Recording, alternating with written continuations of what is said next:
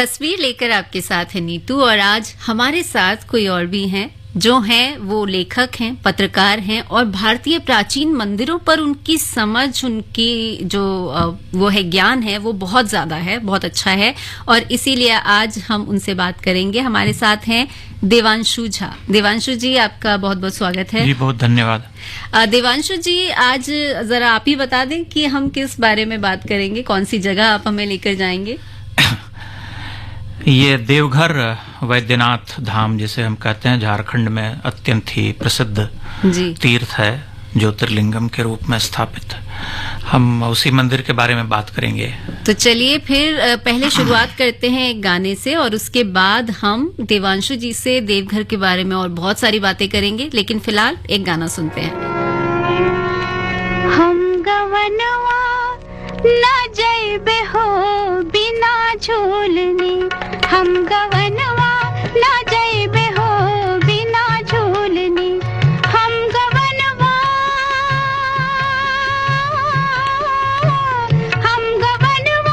न जइबे हो बिना झूलनी, बिना झूलनी, हम गवनवा होए, हम गवनवा न जइबे हो बिना झूलनी।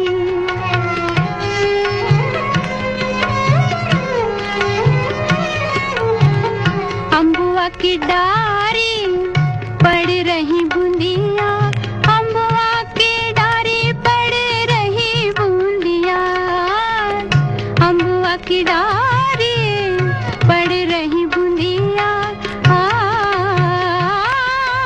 अचरा से उलझे लहरिया, अचरा से उलझे लहरिया, लहरिया हो बिना झूलनी, हम गवनवा न जइबे हो बिना झूलनी।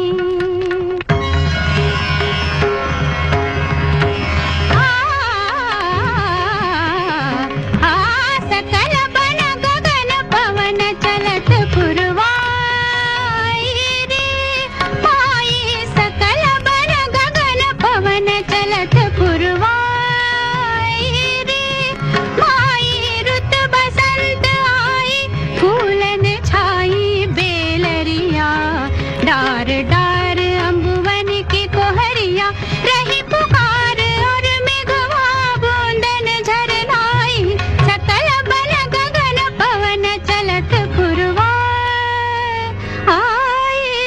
रे।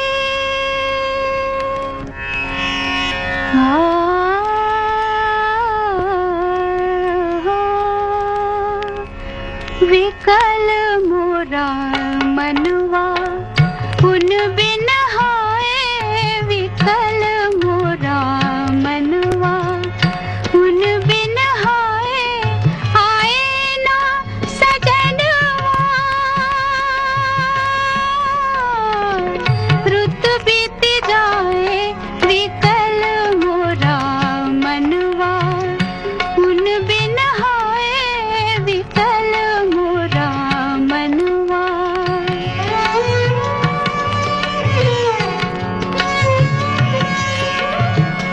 भोर पवन चली बुझ गए दीपक, चल गई रैन सिंगार की, हो केस पे बिरहा की धूप ढली, हरियरी कली अखियन की,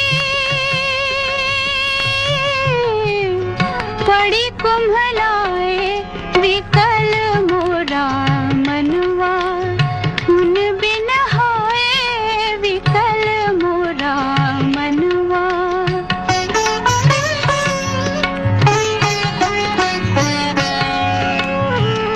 युग से खुले हैं पटने नन के मेरे, युग से अंधेरा मोरा आंगना, हो सूरज चमका न चांद खिला, हरियरी जला रही अपना, तन मन हाय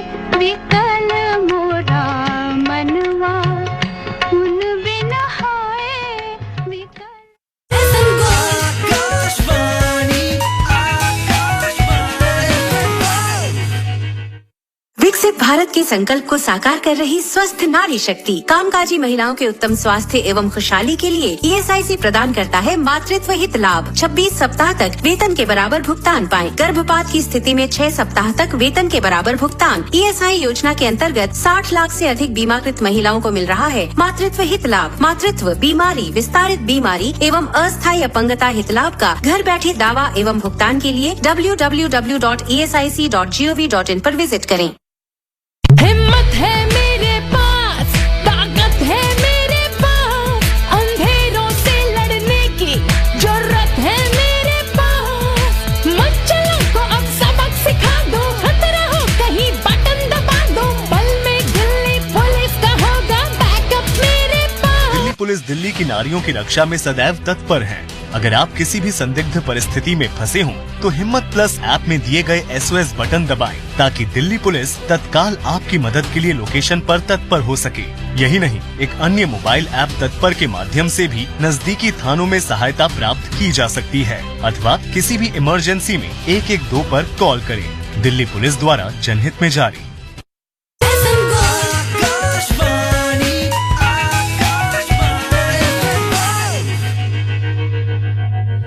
आकाशवाणी का FM गोल्ड चैनल सुन रहे हैं आप 100.1 मेगाहर्ट्ज पर। मैं हूं आपके साथ नीतू और मेरे साथ हैं आज देवांशु झा जी, जो कि लेखक पत्रकार हैं और प्राचीन भारतीय मंदिरों पर इनकी समझ बहुत ही गहरी है। और आज ये हमें देवघर के बारे में बताएंगे, जिससे कि इनका अपना रिश्ता बहुत गहरा है। क्यों देवांशु जी, सही कहा मैंने?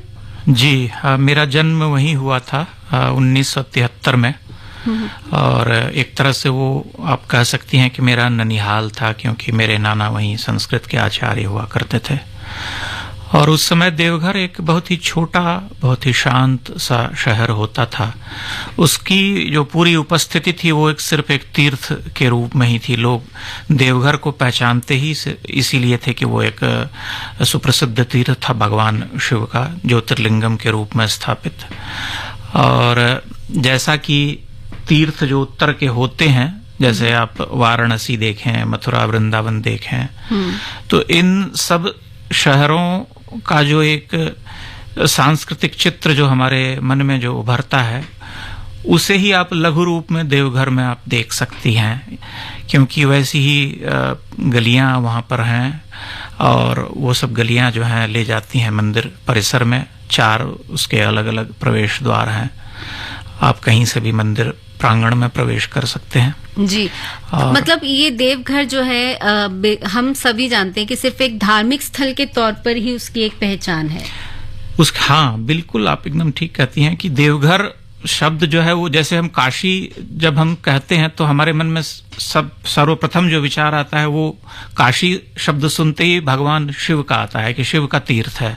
उसी तरह से देवघर जब हम कहते हैं, वैद्यनाथ धाम या देवघर, तो बस वही भगवान शिव के तीर्थ के रूप में ही वह हमारे मन में सामने आता है। अच्छा, जैसे आपने बताया कि आपका ननिहाल है, तो आप वहाँ आते जाते भी रहते हैं, तो वहाँ जो एक वो रहा ना कि एक आम जगह पर रहना और एक ऐसे ननिहाल में जाना जहाँ सिर्फ धार्मिक स्थल हैं और पर्यटकों का आना जाना, यानी श्रद्धालुओं का तांता लगा ही रहता है, तो वो जो एक माहौल होता है वो क्या काफी अलग लगता है एक नॉर्मल जगह से? अलग तो होता ही है। मेरी बचपन की बहुत क्षीण स्मृतियां हैं। जब मैं जन्म मेरा हुआ और उसके बाद मैं कई बार गया वहां पर, लेकिन तब मैं बहुत छोटा हुआ करता था। तथापि मुझे वहां की बहुत सारी ऐसी स्मृतियां मेरे दिमाग में हैं जो कि आमतौर पर व्यक्ति भूल जाता है। वहां बचपन के जो दिन थे वो मुझे बहुत बढ़िया से याद हैं, और मुझे स्मृति के रूप में वो बहुत अत्यंत ही, मतलब कहते हैं कि एक हर्ष देने वाली जो बातें होती हैं, जो यादें होती हैं, उस तरह की हैं। तो उस समय तो वहां पर चूंकि अत्यंत ही वो छोटा शहर हुआ करता था और बड़ी हरीतिमा चारों ओर, चूंकि झारखंड में वो अब आता है, तो उसका एक भौगोलिक जो पूरा क्षेत्र है उसकी एक अपनी प्राकृतिक सुंदरता है। और उस समय तो वह चूंकि अत्यंत छोटी जगह थी, बहुत कम भीड़ थी, तो उसकी सुंदरता और अधिक थी। अब बड़ा हो गया है शहर, सभी जगहों पर जो है जनसंख्या बहुत हो गई है, बसावट होने लगी है, तो उस हिसाब से शहर भी फैलने लगते हैं, तो वह भी फैल गया है। अभी मैं हाल ही में गया था, बहुत लंबे समय के बाद मेरा वहां जाना हुआ, करीब दशक भर के बाद। तो मैंने देखा परिवर्तन काफी तो हो गया है, लेकिन हाँ, मंदिर का जो परिसर है वह तो वैसे का वैसा ही है। उसी तरह का जो एम्बियंस जो मैंने बचपन में देखा था वो बिल्कुल वैसा ही है। तो चलिए उसी के बारे में बात करते हैं। बैद्यनाथ धाम जिसे कहते हैं, तो वो ज्योतिर्लिंगों में से एक है। जी, उसकी विशेषता एक बहुत बड़ी ये है कि वह न सिर्फ ज्योतिर्लिंग है बल्कि शक्तिपीठ भी है। जी।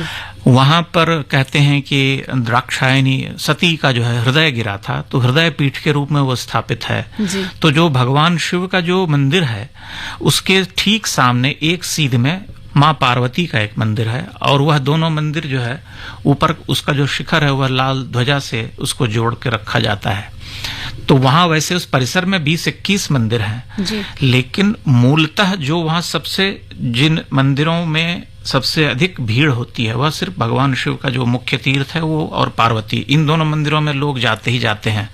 और भगवान शिव का जो वो तीर्थ है वहां पर आम दिनों में ही बहुत भीड़ होती है, पंक्ति बनती है लोगों की जाने की। गर्भगृह जो है वह जैसे प्राचीन मंदिरों के गर्भगृह होते थे, छोटा है गर्भगृह, और भीतर चूंकि जल फूल आदि चढ़ाने के लिए लोग जाते हैं तो बहुत प्रचंड भीड़ होती है।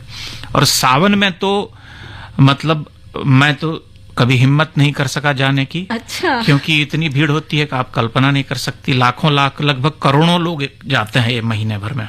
ओके, मतलब सावन तो खास तौर पे। हाँ, वहाँ कांवड़ यात्रा लेकर के जो जाने वालों की जो भीड़ है वह विकराल होती है। वैसी भीड़ आप संभवतः इधर भी नहीं देखती हैं, हरिद्वार आदि में भी नहीं होती है वैसी भीड़। जी। तो अब आपने सावन की बात की है, और जैसा कि मुझे जो पता चला है कि श्रावणी मेला भी वहां पर लगता है, तो चलिए फिर एक सावन का गाना सुन लेते हैं, फिर आपसे और बहुत सारी बातें करेंगे। जी।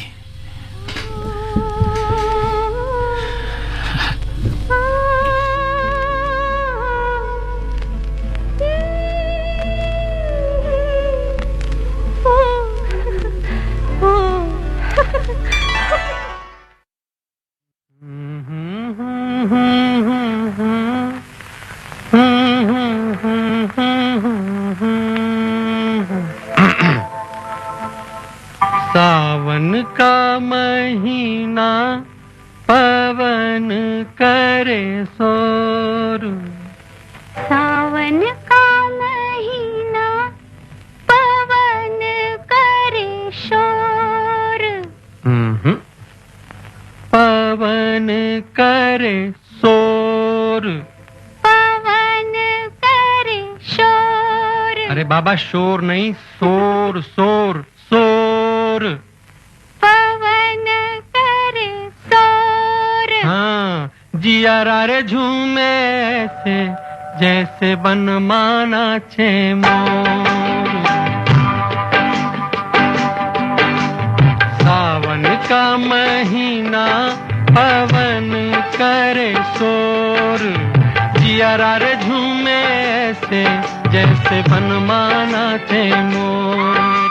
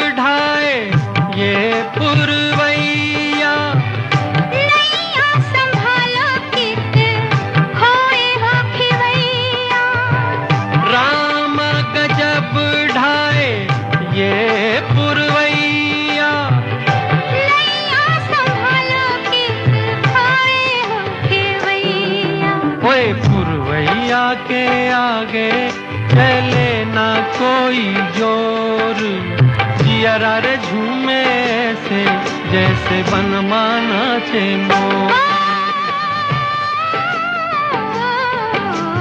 सावन का महीना पवन करे शोर, जिया रे झूमे से जैसे बन माना छे मोर।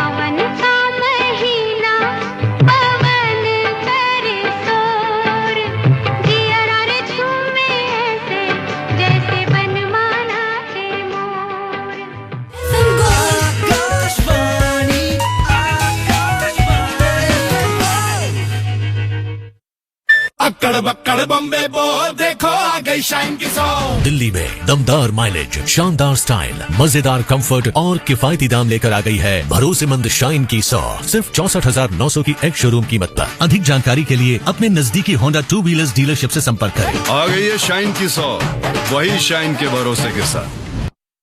हिम्मत है मेरे पास, ताकत है मेरे पास, अंधेरों से लड़ने की जरूरत है मेरे पास। मच्छरों को अब सबक सिखा दो, खतरा हो कहीं बटन दबा दो, बल में दिल्ली पुलिस का होगा बैकअप मेरे पास। दिल्ली पुलिस दिल्ली की नारियों की रक्षा में सदैव तत्पर है।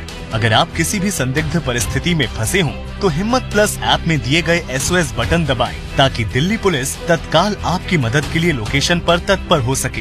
यही नहीं, एक अन्य मोबाइल ऐप तत्पर के माध्यम से भी नजदीकी थानों में सहायता प्राप्त की जा सकती है, अथवा किसी भी इमरजेंसी में 112 पर कॉल करें। दिल्ली पुलिस द्वारा जनहित में जारी। विकसित भारत के संकल्प को साकार कर रही स्वस्थ नारी शक्ति कामकाजी महिलाओं के उत्तम स्वास्थ्य एवं खुशहाली के लिए ESIC प्रदान करता है मातृत्व हित लाभ। 26 सप्ताह तक वेतन के बराबर भुगतान पाएं। गर्भपात की स्थिति में 6 सप्ताह तक वेतन के बराबर भुगतान। ESI योजना के अंतर्गत 60 लाख से अधिक बीमाकृत महिलाओं को मिल रहा है मातृत्व हित लाभ। मातृत्व, बीमारी, विस्तारित बीमारी एवं अस्थायी अपंगता हित लाभ का घर बैठे दावा एवं भुगतान के लिए www.esic.gov.in पर विजिट करें।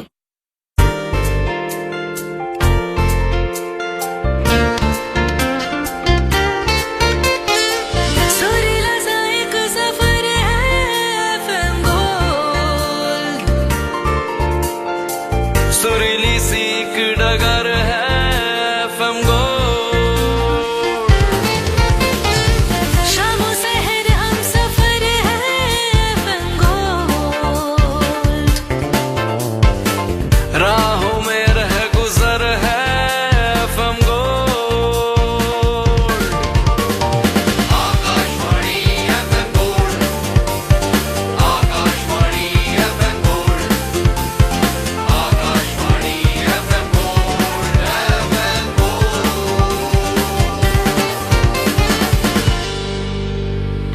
100.1 आकाशवाणी का FM गोल्ड चैनल सुन रहे हैं आप। और तस्वीर में आज हम बात कर रहे हैं देवघर की, जहां का बैद्यनाथ धाम जो है उसी की बात हमें बता रहे हैं। हमारे साथ जो गेस्ट हैं, हमारे मेहमान हैं, देवांशु झा जी। देवांशु जी, एक बार फिर से आपका स्वागत है तस्वीर में। जी धन्यवाद। और ये जानना चाहती हूँ मैं बैद्यनाथ, क्योंकि हर तीर्थ का ना आस्था से ही सीधा संबंध होता है, और उस जगह पे बहुत सारी लोक कथाएं, बहुत सारा जो एक ऐसी कहानियां प्रचलित होती हैं जिनके बारे में आम लोग जो बाहर रहते हैं वो इतना नहीं जान पाते। तो आप उस विषय में, या जो वहाँ उसका महात्म्य है उस जगह का, उसके विषय में कुछ बताना चाहेंगे? जी, देवघर के बारे में ऐसे तो बहुत सारी कथाएं लोक में प्रचलित हैं, लेकिन मूलतः जो है 2 बातें हैं जो हमारे सामने आती हैं जो विशेष रूप से। वो ये है कि एक तो रावणेश्वर महादेव कहते हैं उसको। तो उसमें ये कथा है कि रावण ने जब अपने सिर काट काट करके भगवान शिव को अर्पित किए, तो वह जो है भगवान शिव बहुत प्रसन्न हुए और उन्होंने वैद्य का रूप धर के रावण का इलाज किया, चूंकि वह चोटिल और घायल था। तो इसलिए उसको वैद्यनाथ धाम कहते हैं। एक कथा ये है। जी। दूसरी कथा ये है कि रावण ने बहुत तपस्या की और अपना शीश अर्पित करने के बाद जब भगवान शिव को प्रसन्न किया तो कहा कि तुम क्या चाहते हो? भगवान शिव ने पूछा तो उसने कहा कि मैं कामना लिंगम के रूप में आपको लंका में प्रतिष्ठित करना चाहता हूँ, ले जाना चाहता हूँ। तो शिव जी आशुतोष उनको कहते हैं, वह प्रसन्न हो जाते हैं, बोले ठीक है मैं चलने के लिए तुम्हारे साथ तैयार हूँ, लेकिन रास्ते में अगर तुमने कहीं उसे रख दिया तो फिर मैं वहीं स्थापित हो जाऊंगा। हाँ। तो यह कथा जो है अधिक प्रचलित है जी, ये और तो सारे भारत में। हाँ, तो उसमें यही है कि रावण जो है एक जगह देवघर के आसपास आकर के भगवान शिव ने और भगवान विष्णु के सहयोग से उसे बाध्य किया कि वह वहां पर शिवलिंग को रखे। फिर जब उसने रखा तो दोबारा वह उठा नहीं सका, तो वह वहीं स्थापित हो गया। और ये कथा है। और मंदिर का जो वर्तमान स्वरूप है वह तो उत्तर मध्य काल का है, जबकि गिद्धौर में राजा थे पूरनमल 16वीं शताब्दी में, संभवतः उन्होंने ये शिखर निर्मित किया है। लेकिन हाँ, यह बात है कि जब आप उस मंदिर के गर्भगृह में प्रवेश करते हैं तब आपको सहज ही उसकी प्राचीनता का अनुभव होता है। उसे देख करके आप अनुभव कर सकते हैं कि यह काफी पहले का बना हुआ देवालय है। अच्छा, बैद्यनाथ धाम के अलावा भी वहाँ और मंदिर हैं छोटे छोटे? जी, देवघर में तो बहुत सारे मंदिर हैं और कुछ आधुनिक हैं और कुछ पुराने भी हैं। जो परिसर है वहीं पर 20-21 मंदिर हैं बने हुए, अलग अलग देवी देवताओं को समर्पित। उसके अलावा वहां से जब आप बाहर निकलते हैं तो एक बगलामुखी का, माता बगलामुखी का भी सुप्रसिद्ध मंदिर है, एक नौलखा मंदिर है, और वहाँ आश्रम आदि भी हैं काफी सारे। एक सत्संग है जो कि अनुकूल चंद्र ठाकुर जी के द्वारा स्थापित एक आश्रम है।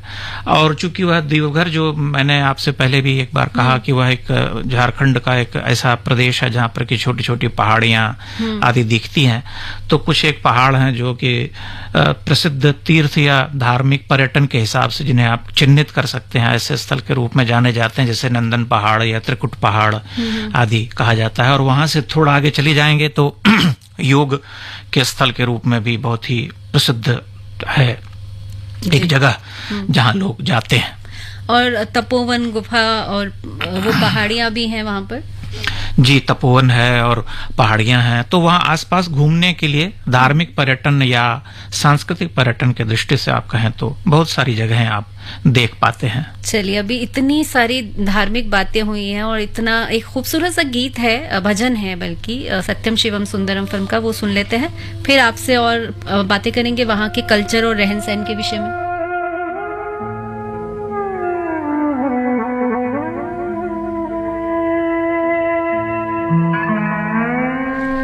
तस्वीर सुन रहे हैं आप आकाशवाणी के FM गोल्ड चैनल पर 100.1 मेगाहर्ट्ज पर।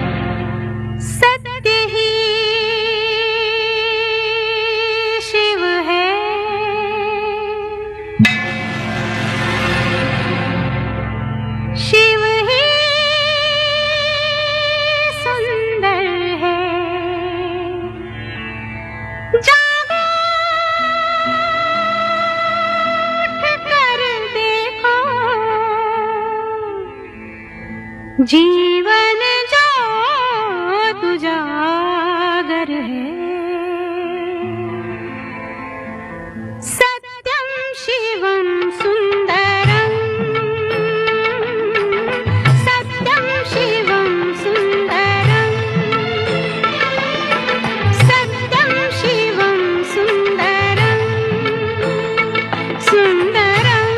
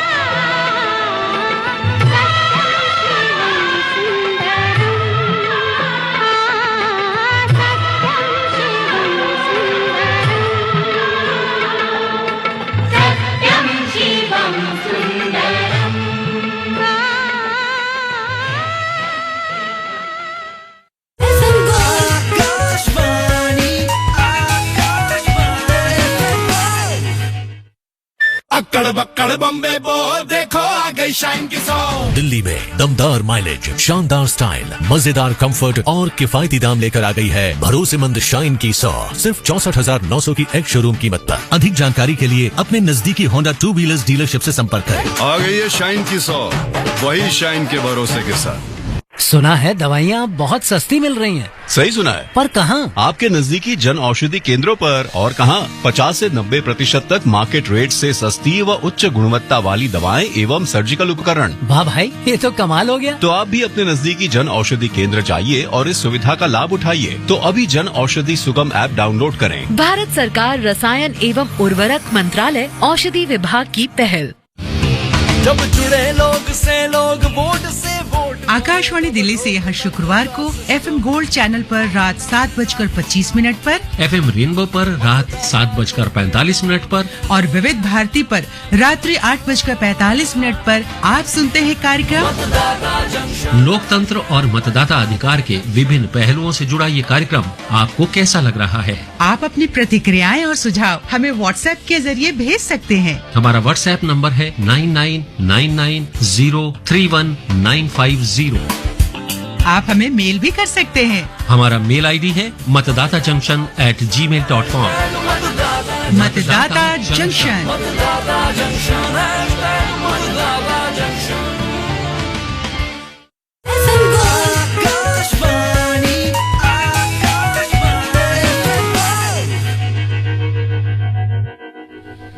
आकाशवाणी का FM गोल्ड चैनल सुन रहे हैं आप 100.1 मेगाहर्ट्ज पर। तस्वीर में हम बात कर रहे हैं देवघर की और हमारे साथ एक बहुत ही खास मेहमान हैं देवांशु झा जी, जो कि मंदिरों की बहुत गहरी समझ रखते हैं, प्राचीन मंदिरों की। वैसे वो पेशे से लेखक हैं, पत्रकार हैं और देवघर में संयोग की बात है कि उनका जन्म भी हुआ है। तो ये मैच बहुत अच्छा हो गया है। तो हम उनसे पूछ सकते हैं कि वहाँ का जो कल्चर है देवांशु जी और रहन सहन है वहाँ के लोगों का, उसके विषय में थोड़ा आप कुछ बताएं तो। देखिए, कल्चर तो ये है कि एक भौगोलिक विभाजन हो गया बिहार और झारखंड का, लेकिन ऐसा कोई सांस्कृतिक बहुत कहते हैं जैसे कि ऐसा कोई अंतर आप खोजना चाहेंगी तो वह नहीं मिलेगा आपको देखने को। तो ऐसा ही बिहार में जैसी संस्कृति है भागलपुर के आसपास की, भाषा का भाषा भी वही है। वहां पर स्थानीय जो भाषा है जिसे हम बोली कहते हैं, जो भागलपुर में बोली जाती है, भागलपुर मुंगेर आदि क्षेत्र में अंगिका जिसे हम कहते हैं, वह भी वहाँ वही चलती है, वही भाषा चलती है, वही बोली चलती है। आमतौर पर लोग हिंदी में बात करते हैं, कोई बाहरी आया तो। और चूंकि देवघर बंगाल से भी सटा हुआ है, तो एक समय में वहां पर काफी सारे बंगाली, धनाढ्य बंगाली जो जिन्हें हम अभिजात्य कहते हैं, वो वहां पर आकर के रहते थे। उन्होंने बड़ी बड़ी कोठियां बनवाई, अब चेंजर्स बोलते थे उनको, जो कि एक छोटे शहर में शांति की खोज में कलकत्ता से चले आते थे। और देवघर, जैसा कि मैंने आपसे पहले कहा, कि बहुत ही शांति प्रिय सुंदर सा एक स्थल हुआ करता था, अभी भी है, ऐसा नहीं है। तो वहां पर लोग आकर के वो बंगाली लोग रहते थे और कुछ जो 1.5-2 शती पहले ही आ गए थे और वो पूजा आदि जो विधान है उसमें शामिल हो गए। वो पंडों की जो गली है वहां आकर के बस गए। तो उनमें और जो वहां के पंडे हैं, अब उनमें कोई सांस्कृतिक विभेद आप नहीं कर पाएंगे। आपको समझ में नहीं आएगा कि ये बंगाल के रहने वाले हैं या वहां के, उसी रंग में रंग गए हैं। हाँ, और देवघर चूंकि एक ऐसा स्थल है, जैसा कि मैंने आपसे पहले कहा कि एक तीर्थ है, ज्योतिर्लिंग, तो आम तीर्थों की तरह वहां का भी खान पान बहुत ही विशिष्ट है। जो मिठाइयाँ वगैरह होती हैं वहाँ की, छेने की बनी हुई स्पेशली, वो सब एक समय में तो बहुत ही स्वादिष्ट और बहुत ही उत्तम क्वालिटी की होती थी, अभी भी बहुत अच्छी होती हैं। रबड़ी बहुत प्रसिद्ध थी वहाँ की, अन्य मिठाइयाँ भी और समोसे आदि भी बहुत बढ़िया मिलते थे सब। आमतौर पर जैसे छोटे शहरों में होता है, छोटी छोटी दुकानें, खोमचे ठेले वाले, जहाँ पर कि आप निसंकोच खा सकते हैं। और पान का भी चलन है वहां पर, चूंकि लोग जाते हैं तो हिंदू रीति रिवाज में पान को एक पवित्र जो है वस्तु के रूप में, खाद्य पदार्थ के रूप में माना जाता है। मुखशुद्धि जिसे हम कहते हैं कि भोजन करने के उपरांत या कई बार अतिथि का स्वागत ही हम पान से करते हैं, पहले तो करते ही थे। तो देवघर में भी पान आदि खाने का चलन है।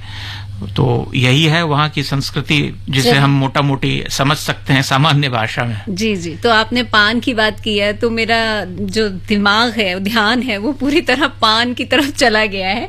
तो आगे अभी एक गाना सुनते हैं और उसके बाद लौट कर देवांशु जी से जानेंगे कि भाई वहाँ जाने का सही वक्त कौन सा हो सकता है और कैसे जाया जा सकता है। तो फिलहाल गाना सुनते हैं, फिर लौट कर आते हैं।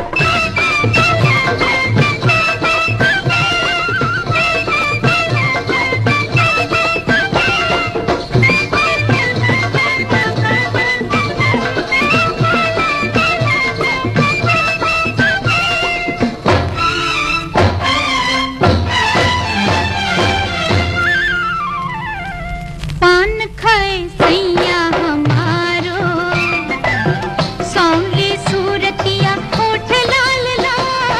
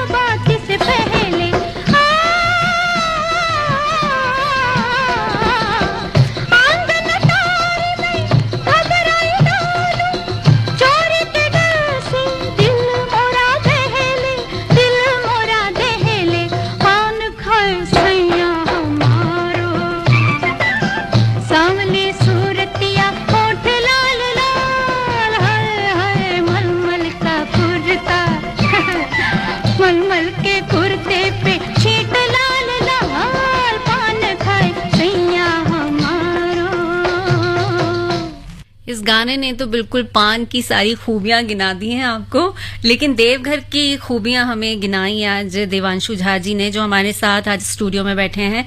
देवांशु जी, देवघर के बारे में जो आपने बताया वो सब जान के तो मुझे लगता है हमारे जितने भी लिसनर्स हैं उनको बहुत अच्छा लगा होगा और कुछ अलग जानकारी भी मिली होगी।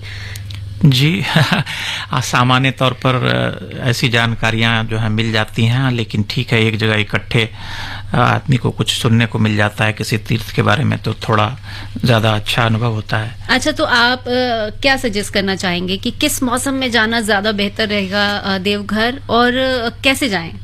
देखिए, अभी सावन का महीना शुरू हो गया तो इस महीने में देवघर का महात्म्य जो है सर्वाधिक होता है और लाखों लाख की भीड़ उमड़ती है। इसलिए किसी सामान्य श्रद्धालु या पर्यटक को जो वहाँ आसपास के क्षेत्र के नहीं हैं, बिहार, झारखंड या पूर्वी उत्तर प्रदेश आदि से, जहाँ पर कि इस तीर्थ की सबसे अधिक प्रसिद्धि है, जहाँ से खूब सारे लोग जाते हैं, तो ऐसे व्यक्ति जो कहीं दूसरे स्थल से आना चाहते हैं, दूसरे शहर से, महाराष्ट्र से या कहीं से, तो उन्हें तो मैं यह सुझाव दूंगा कि इस समय न जाएं, क्योंकि वहाँ प्रचंड भीड़ होती है। जी जी जी। लेकिन चूंकि वह बिहार भागलपुर के आसपास का क्षेत्र है, तो वहाँ गर्मी के दिनों में तो गर्मी पड़ती है, ठीक ठाक गर्मी पड़ती है। शामें जो है ठीक हो जाती हैं, ठंडी हो जाती हैं, ऐसा नहीं है। लेकिन जो सर्वाधिक अच्छा, जिसे हम सर्वोत्तम समय कह सकते हैं, वह वही है कि सितंबर अक्टूबर के बाद से मार्च तक आप वहां जाएं, जो शरद से लेकर के वसंत का जो पूरा समय है, शिशिर और ये समय, ये सबसे अच्छा रहेगा। और जाना जो है वो अत्यंत ही सरल है, क्योंकि अभी देवघर में एयरपोर्ट बन चुका है। अच्छा। 1 वर्ष पहले, 1.5 वर्ष पहले ही वह चालित हुआ है। तो अब सीधा दिल्ली से तो 1.5 घंटे की फ्लाइट है, या किसी भी शहर से कनेक्टेड है। ट्रेनें हैं, जो कलकत्ता जाने वाली ट्रेनें हैं, बड़ी अच्छी अच्छी ट्रेनें हैं, वो सब भी जाती हैं। जसीडीह एक 7 किलोमीटर दूर एक स्टेशन है, जहाँ पर कि आप उतरे और 7 किलोमीटर वहां से देवघर पड़ता है। या फिर वहां अगर नहीं भी रुकते हैं तो थोड़ा आगे मधुपुर में आप उतर करके वहां से देवघर आ सकते हैं। कम्युनिकेशन के लिहाज से कोई समस्या नहीं है, चाहे आप सड़क से जाएं, चाहे आप रेल से जाएं या वायु मार्ग से जाएं, आप किसी भी तरह से बहुत आसानी से वहां पहुंच। अच्छा, आप अपनी कोई सलाह देना चाहेंगे, क्योंकि धार्मिक स्थल है और धार्मिक स्थल पर जाने का ना अपना एक तरीका होता है, वहां पे बिहेव कैसे करना है लोगों को, वो कुछ बताना चाहेंगे आप लोगों को? देखिए, वहां पर बताने जैसा मतलब यही है कि मैं एक आपसे कह सकता हूं कि वहां पंडे जो हैं वहां बहुत अधिक संख्या में होते हैं, और वो सब जो पुश्तों से इस काम को कर रहे हैं, तो सभी के यजमान होते हैं। तो आपसे जब आप मंदिर परिसर में प्रवेश करेंगे तो सब पंडे घेरने लगते हैं कि आप कहाँ से हैं, आपका नाम क्या है, ये बताइए, वो बताइए। या अगर आपका वहाँ कोई परिचित पंडा नहीं है तो आप चुप रहें, चुपचाप आप अपने रास्ते चलें, क्योंकि अगर आप उनके साथ जुड़ेंगे तो फिर बहुत सारे लोग आपको घेरेंगे और आपको परेशानी हो सकती है। मेरा मकसद ये था जानने का देवांशु जी कि आजकल लोगों में ना फोन, सेल्फीज, ये सब का ना बड़ा चलन है, वो कहीं भी शुरू हो जाते हैं बिना जगह और वो देखे। तो वो चीज मैं आपसे जानना वह तो वहां भी चलता है, और जो मंदिर का प्रांगण है वहां पर लोग सेल्फी क्या, सभी कैमरामैन ही घूमते रहते हैं, जहाँ पर अच्छा, वहाँ अलाउड है? हाँ, लेकिन मंदिर के भीतर नहीं, गर्भगृह के अंदर तो नहीं है ये सब। लेकिन प्रांगण जो परिसर है जिसमें और मंदिर देखते हैं, वहां तो आप बड़े आराम से फोटो खींच सकते हैं, वहां तो कोई समस्या नहीं है। चलिए, तो बहुत सारे लोगों को ये सुनकर खुशी हुई होगी कि वहां पर वो लोग फोटो वगैरह खींच सकते हैं, सेल्फीज ले उसमें कोई दिक्कत नहीं। जी, देवांशु जी, आपसे बात करके बहुत अच्छा लगा। आपने देवघर के बारे में बहुत सारी बातें बताई। बहुत बहुत शुक्रिया आपका हमारे स्टूडियो में आने के लिए। बहुत धन्यवाद। फिलहाल वक्त हो गया है कि नीतू भी आपसे इजाजत ले ले। तस्वीर को यहीं समेटते हैं और आगे जो प्रोग्राम होगा वो होगा कलाकार बेमिसाल। तो सुनते रहिए। अभी मैं एक गाना आपके लिए छोड़े जा रही हूँ, उसके बाद समाचार सुनेंगे, फिर कलाकार बेमिसाल।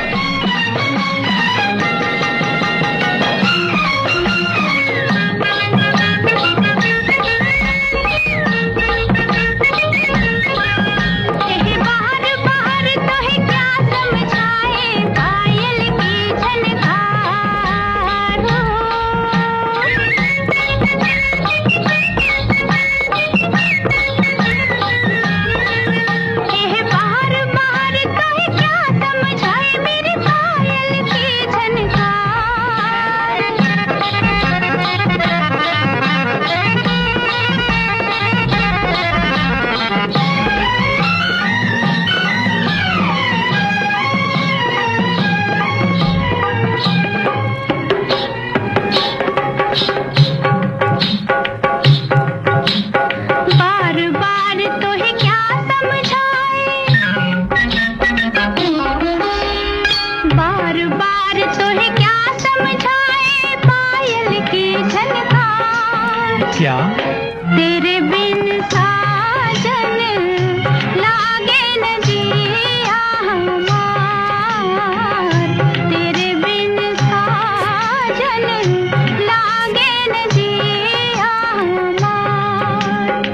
छुप के करता है इशारे चंदा 100 बार।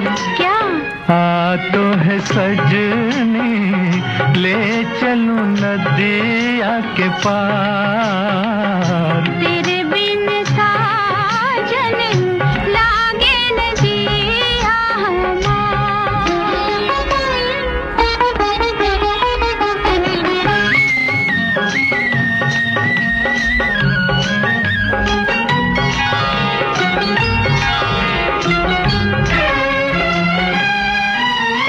चलते चलते रुक गए क्यों सजन मेरे।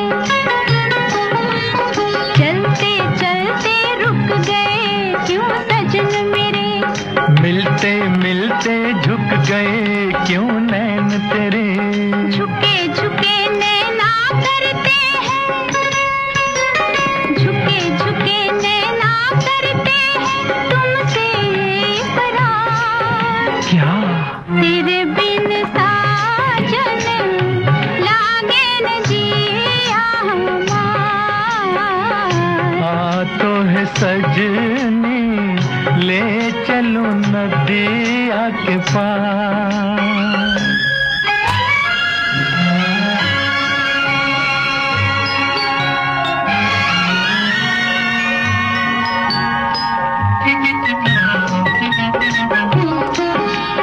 दरिया ऊपर चांदनी आई संभल संभल। दरिया ऊपर चांदनी आई संभल संभल। इन लहरों पर मन मेरा गया मचल मचल। एक बात कहता हूँ तुमसे। एक बात कहता हूँ तुमसे ना करना इनकार। क्या आ तो है सजनी ले चलूं नदिया के पार। तेरे बिन साजन लागे न जिया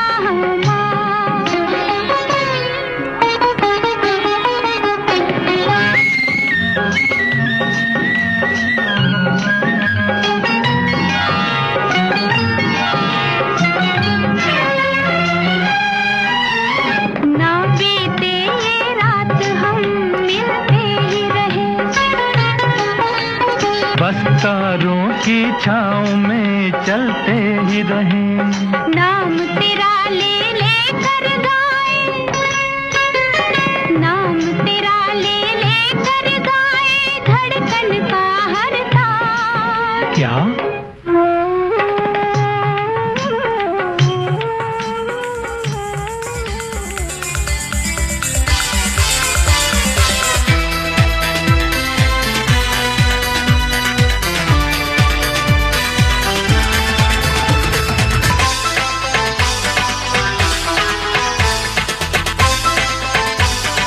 आज की ताजा